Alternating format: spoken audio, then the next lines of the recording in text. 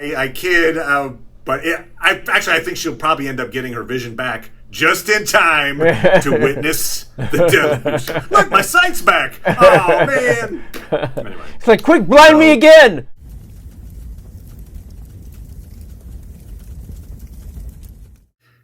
Hey, Internet. It's Paul. It's Matt. The Dork Lords. We are here today talking about The Rings of Power. Episode 7. The Eye. We open with Galadriel opening an eye, fitting reference to the title. Although I don't think the show has made her Sauron. I think we're not going to do that. And we see the destructive aftermath of Orodruin's eruption at the end of last episode. We end this episode with an admittedly fairly cheesy title change. The Southlands becomes Mordor. I don't think we need the neon sign to tell us that the land around Mount Doom is Mordor. But anyway, so be it. Evil is revealed. Evil is revealed. What did you think of episode 7? I guess I thought it was okay. I should probably be doing my own reaction there so I can remember what I think about things. I'm getting so old. No. So I thought it was, all right. I'm not getting, you have to adjust that. I'm not going to get what I want out of this show as much as I have to adjust to the show that it is. Okay, so on that said, what would you want out of the show? I mean, I like the characters and all, not a lot of it's very relatable to me. So, there's so much magic around and all mysterious and, it's interesting that they decided to make all this stuff, I guess, mysterious. I mean, so yeah, I'm sure that's working for somebody, For me, it's like, okay, interesting things are happening and I still like the characters, but yeah, I'm not falling in love. Well, and you talk about the mysterious things. The mystery boxes have remained closed. Yes. There was like maybe one of the mystery boxes will be revealed. And I would say no, that did not happen in episode 7. I still feel like episode 8, at least one of those mystery boxes will be opened. Also, I'll say this. We didn't get much of what has become probably my favorite character, Adar. He's probably the most engaging character to watch, and he just shows up there at the end with the... in time to they actually ask him, what will you call this land? Read the title. I'm not gonna say it, you have to read it there. Although I guess I'm curious about if they end up making Halbrand Sauron, they've done a fairly good job so far of making him a character that's kind of likable. I agree. We'll talk more about that here as we go on, because there's a trailer that dropped for the finale. And they try to give either hints or misdirects about that as well. So we'll talk more about that. But I agree, and in this episode I would say that they didn't do any broadcast. This is probably Sauron, as which is they kind of done in the past. So yeah, they're hiding the ball if he is in fact Sauron at this point. Yeah. I mean, I still like Arondir, even though. Other than fighting, which, was fine, I guess. I kind of wanted to skip ahead. Yeah, so here they was walking around in the... it was the aftermath. The aftermath, yeah. I'll jump ahead then to that trailer, because the trailer also says, this finale trailer has the line, heroes will fall. And obviously some of these folks have plot armor. I mean, for instance, Isildur is just fine. Yeah. Oh, he's missing, and his dad's, broken up about him being... dead as he and Galadriel, yeah. So, if one of the main characters who doesn't, Elrond has plot armor, Elendil has plot armor, those folks. But if one of the main characters was going to die, who would it be in your mind? Oh, you want me to match someone? Yeah, I've got a couple. I got 2 ideas on mattings. It's funny. I mean, part of me wants to say Poppy. Wow. I don't have anything against her, but it would be like, oh no. Next step. The stranger just starts neck snapping all the Harfoots. They're like, oh my god! Well, it wouldn't have to be terrible. those, the could be the strange people with the trio there could kill her. Waldrick was created for the series, wasn't he? It says heroes will fall. I don't think they would count Waldrick as probably a hero. not. All right, well, I'll throw one out. Theo could die, as far as I'm concerned. Even though, no, his mother seems like she's closer to death, though. I think Durin the Third, I think he's definitely going to die before the end of the series. Could you just speed that up and have him die in the finale, and then look, the guy who was stripped of his succession rights, whatever, becomes king anyway, and Prince Durin becomes King Durin because his dad died. That could be a thing. But I think you're in the right ballpark as far as I'm thinking. Except I'm not thinking Bronwyn. I'm thinking Arondir. And the reason I'm potentially matting Arondir is I'm not saying it's going to happen, but he declared his love for Bronwyn. They had the big kiss. Yeah. And he basically gave that one last day to retirement speech. He's like, when this is all over, we'll have a farm, you and me and Theo, and we'll be so happy. You're like, oh no. In a tragic war story, you just marked yourself for death when you do that kind of thing. So anyway, that could be. I wouldn't have necessarily thought he was going to die in the finale, except if they're going to have a hero fall, he does not have plot armor, and he does have this tragic hero quality about him where he's like, love is only one day away. Like, oh no. Anyway, so there you go. Perhaps Arondir meets an untimely end. Which of the Harfoots do you think is going to bite it? I would say none of the Harfoots are going to bite what? it. It's like punching down. Maybe so what? They're down there. They can be punched. They can be punched. Well, let's talk about the Harfoots actually for a second, because I had a conversation online with a commenter brought up that they were talking about the Harfoot storyline. And of what we'll call our 4 storylines, although maybe it's more like 3 at the moment, because 2 of them have coalesced. This is the only one of those storylines that has yet to make a connection with the other 3. Now, that could happen in episode 8. But at the moment, It's still, the momentum of the story kind of gets stalled when we head to Harfoot Land. Kind of reminds me a little bit of my mild frustrations with the Daenerys storyline early seasons of Game of Thrones. When she was the one non-Westeros storyline, and it was like, the rest of the storylines felt interconnected, they were pushing this cohesive story, and then her plotline, everything, they jumped out of Westeros, it was like, this will be important later. And we're like, I get it. This is right, her origin story.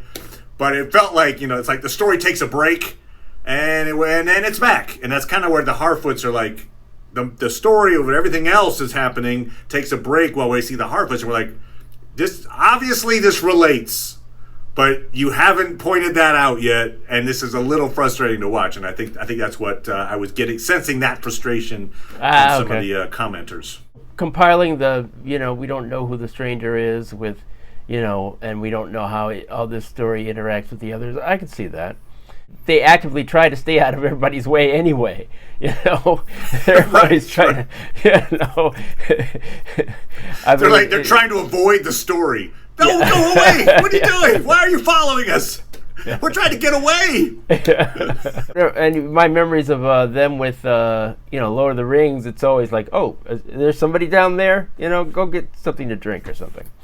Right. So in a way, I guess they had to insert the stranger.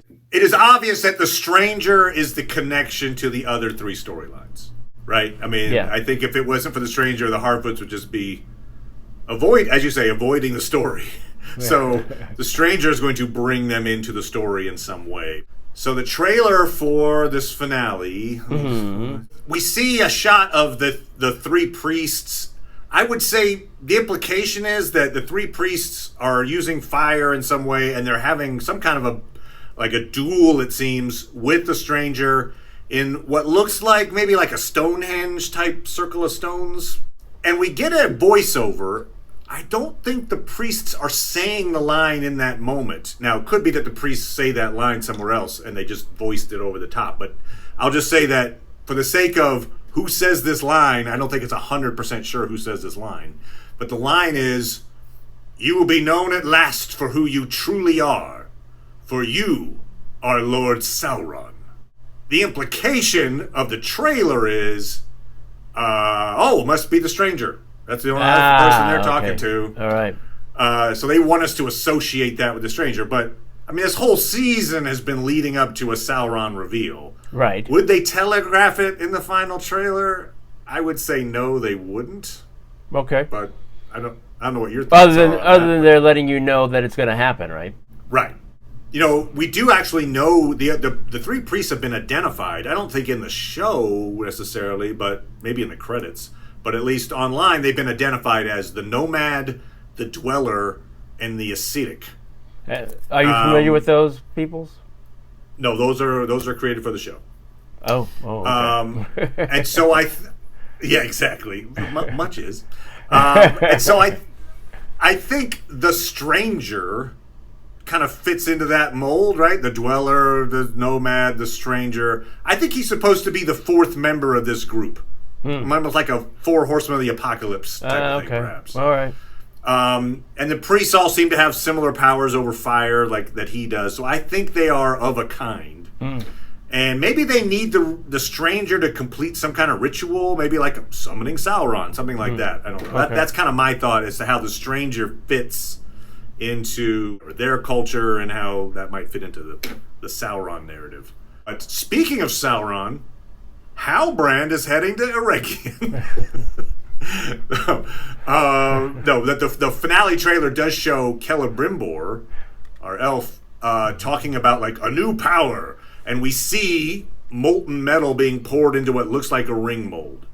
So, assuming that's true, and we have Halbrand at Eregion at a time when Kelleborn is announcing this new thing, and he's pouring for the. I mean, it really does suggest somebody's there helping Kelleborn, do a terrible thing, as unbeknownst to him. And so, again, there's a little bit of like the guy that people think is Sauron happens to be in the right place at the right time.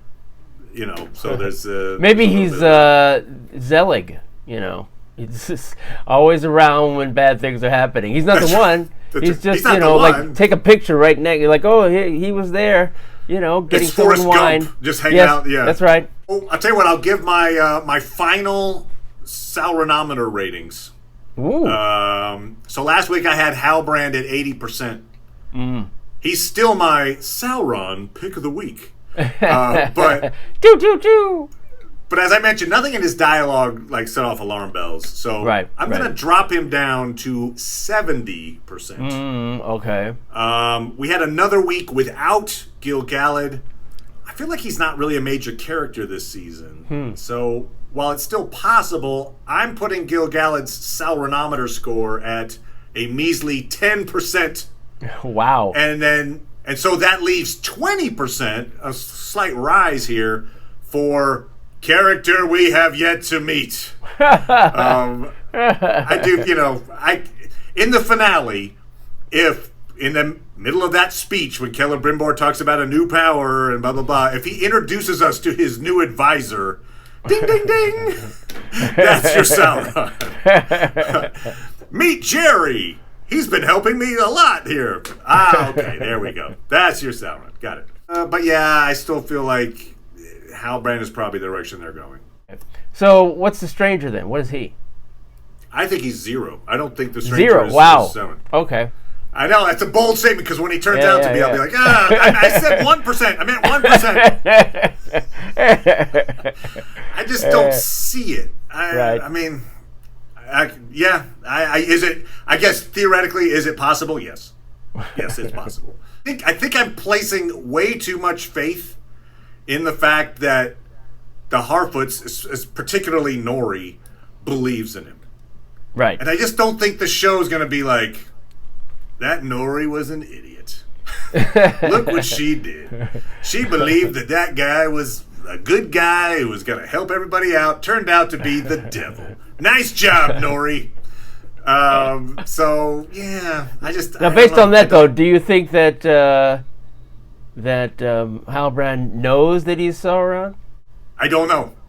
Because, it's like, clearly, the stranger doesn't really know who he is, so, in a way, he's the most likely to be somebody who's evil and does not know it. I see what you mean. I don't know that I'm evil. Oh, it turns out I am. Okay. So for Halbrand, it's like, it's like, I think I'm somebody else.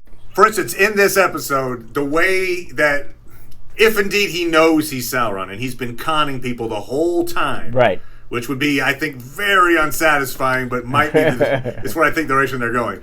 The behind the curtain version of what happened in this episode would be, because he kind of like, they found him on the road, and his injuries weren't like volcanic. He didn't have burns. He had like a big cut, and then he was kind of fine. He was okay to ride, which if you're okay to ride hundreds of miles, I don't know that you're on the verge of death. But anyway, so he gave himself, I'm going to pretend I'm terribly hurt, knowing that Galadriel would be like, well, we got to get you to the elves. Which elves would be the closest ones you could get me to? Oh, you mean the one in Oregion who's thinking about making powerful rings? Oh, no, look at my injury. Oh, that's terrible. Oh, look.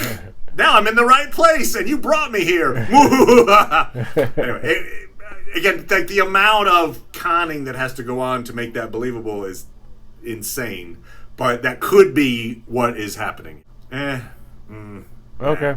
So I feel like, I guess in some ways what I'm saying is, I think the best case scenario, just in terms of like the plot, would be character to be named later. It's just, here he is. They're like, haha, we fooled you. Which would you prefer? Which would I prefer? I think I would prefer character to be named later. Yeah, I think it's just like, fine. Okay. He was in the background the whole time, and there he is. Kelleborn gets name dropped in this episode. I mentioned him in my reaction video, but it is weird that we haven't heard of him before now. I mean, surely in Galadriel's episode 1 flashback montage of the horrors of the First Age, including her brother's death, you couldn't have included a few seconds of her husband going off to war, never to be seen again. It's never been brought up. Like, we weren't on good terms. It was fine. Are they going to just casually drop now that she had a daughter as well? Like, oh, by the way, I have a daughter. Yeah. It's like, boy, you really don't like talking about yourself. Yeah, well. Exactly. No, I would say if Kelleborn's been gone since the First Age, I doubt Kelleborn, the daughter, exists in the show at this point. I would guess Kelleborn's going to show up in season 2. Some commenters suggested he might take over the character Glorfindel's storyline. That if he was this elven knight fighting a Balrog that they have in the legend, the elven knight fought a Balrog on the mountain. There is a version of that where Glorfindel fought a Balrog on a mountaintop and died. You could have a situation where, like Glorfindel, he was slain, then reborn in the West, and then sent back to Middle-earth.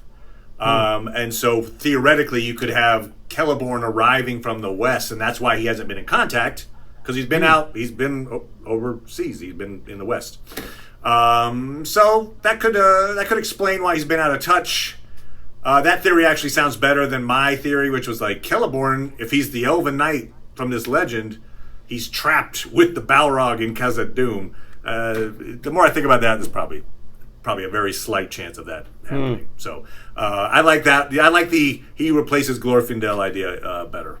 There was something that confused me in the show, but after the Queen Muriel was blinded, yes, dude who was like, oh, we should trust this Elvis, like. Now I regret the whole thing. This was a big mistake. Now he's created for this show too, right? Or he's in the books? No, Elendil. Elendil is a Tolkien character. Oh, okay. Yeah. Yes, Elendil is very important to the story going forward, and I think what they're trying to say here is, since he lost, in his mind, he lost his son Isildur, and he feels like this campaign was a failure, that maybe he kind of blames Galadriel for you guys made us come over here, and then we all got blown up by a volcano, and we suffered a lot, and maybe we didn't have to if I hadn't taken you on board my ship. Yeah, and also too, one of the things she's talking about is Sauron, and even after all that, they don't see him. Right, and it's funny that they of course she's blinded, but the episode is called The Eye, which is certainly a reference to Sauron. Yes, and we don't get the reveal. But this occurred to me, Paul. Oh, okay. I'm being silly here, but oh. has Muriel pulled a Captain Pike? Now, we talked about this before, but for those who don't know, quickly, Star Trek: Strange New Worlds, Captain Pike sees a very specific vision of the time and place of his disfigurement. Yes. And the show addresses his attempts to change his future. All right. For Muriel, remember, her prophetic vision of the downfall involved her holding some new babies in the capital. Then she sees the flood envelop the island. Now that she can't see, the prophecy is broken. She did it! Well played! There's no flood happening anymore. She's blind. She can't. That vision can't come to pass. Well done. I would have just banned baby showers. She's fully committed. She's good. But anyway, no. But I kid. But I think she'll probably end up getting her vision back just in time to witness the deluge. Look, my sight's back. Oh man. Anyway, it's quick, blind me again. Another chat I had online with some commenters is what the Balrog awakening means in this episode. Because it means a lot in the lore. But in other words, will the Balrog be loose the next time we see Khazad-dûm? Durin the Third, the king says, seal it up. Right. So I think this is just a reminder of what waits for the dwarves when they inevitably reopen the mine. As opposed to just he lays waste to everything and it's all abandoned. And then in episode 8, it's over. I chatted about that with some commenters because I think it's the influence actually of the rings. One of the 7 dwarven rings eventually makes the dwarves greedy enough that they dig too far. And in fact, the line from this is the dwarf Glowin from Fellowship of the Ring says, "Too deep we delved there, and woke the nameless sphere.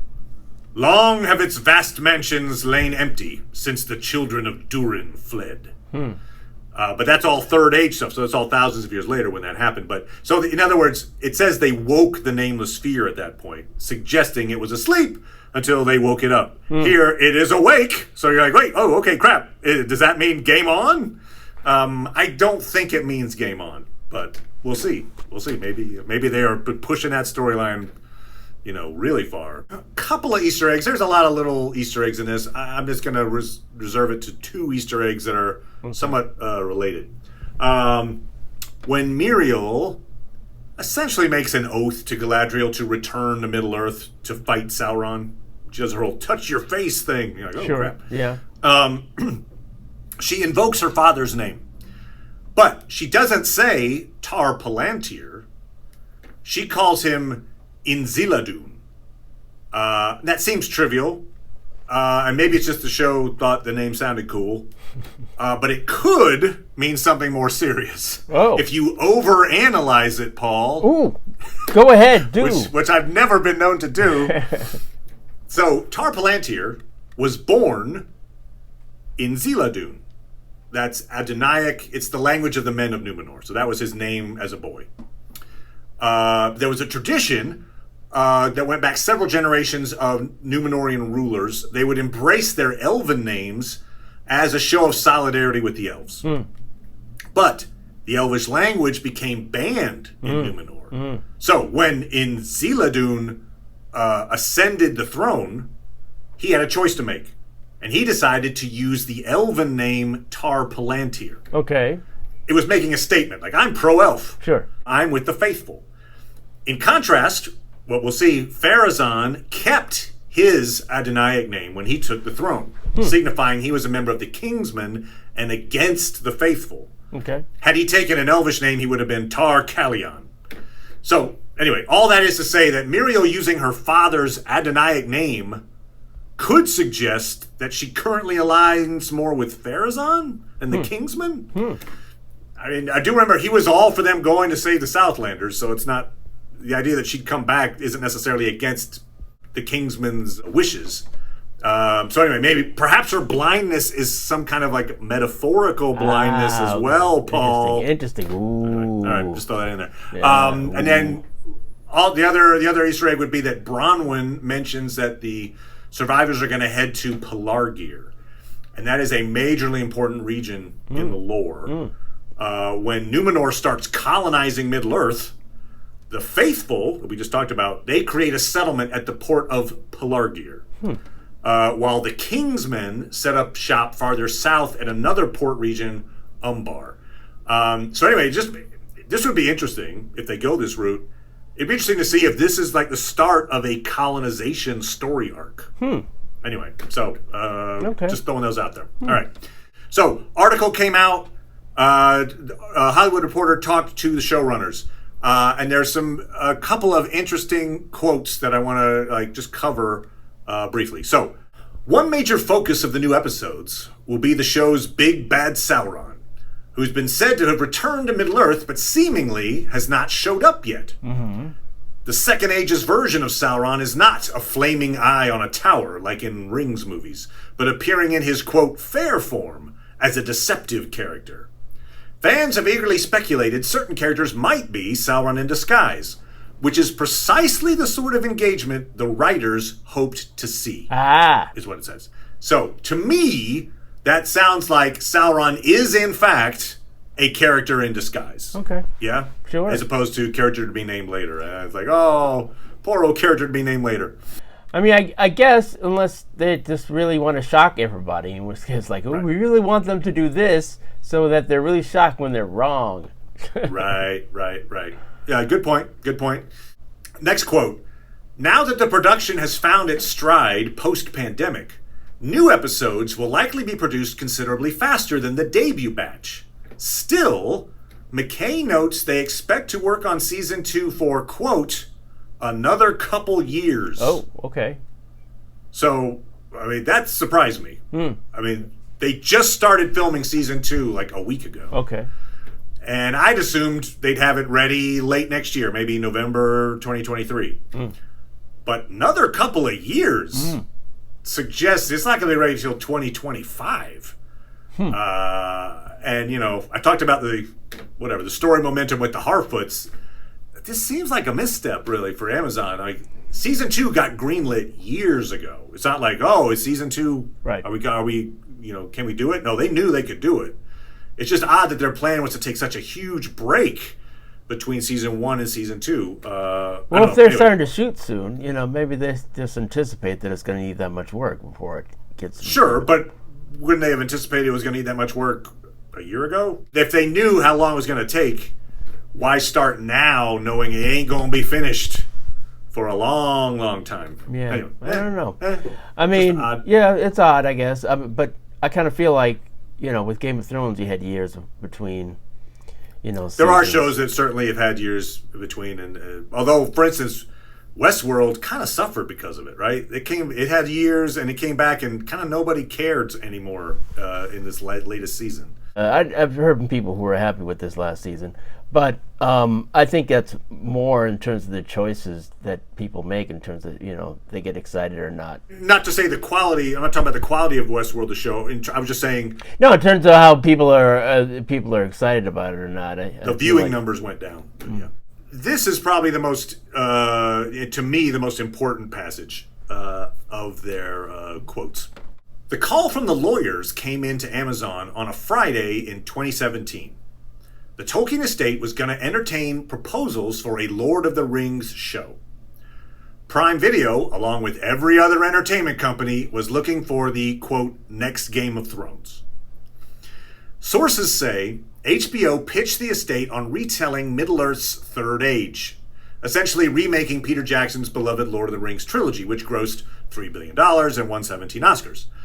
The estate has its gripes with Jackson's adaptations. The late Christopher Tolkien, the author's son, said they eviscerated the books. but wasn't interested in treading the same ground. Netflix pitched doing several shows, such as a Gandalf series and an Aragorn drama. Quote, they took the Marvel approach, said one insider to the talks, and that completely freaked out the estate. Amazon's negotiating team wooed the estate not with a specific pitch, but with a pledge of a close relationship that would give the estate a creative seat at the table so it could protect Tolkien's legacy. There was also, of course, the money. Sources say the staggering number that's been widely reported, $250 million, was actually Netflix's bid, and that Amazon's number was tens of millions less, albeit still staggering. So there's a lot to take in here. Yeah, there is. So they describe HBO, Netflix, and Amazon all bidding for a, quote, Lord of the Rings show. Mm-hmm. HBO wanted to retell Lord of the Rings. I get why they didn't want to go that route. But I will say it's been 20 years. I don't know. But okay. But so be it. That leaves Netflix versus Amazon. First, note that Netflix bid more money. Yes. So Amazon didn't outspend Netflix. Right. Second, Netflix had a pitch for shows about individual characters. Right. Gandalf and Aragorn are mentioned.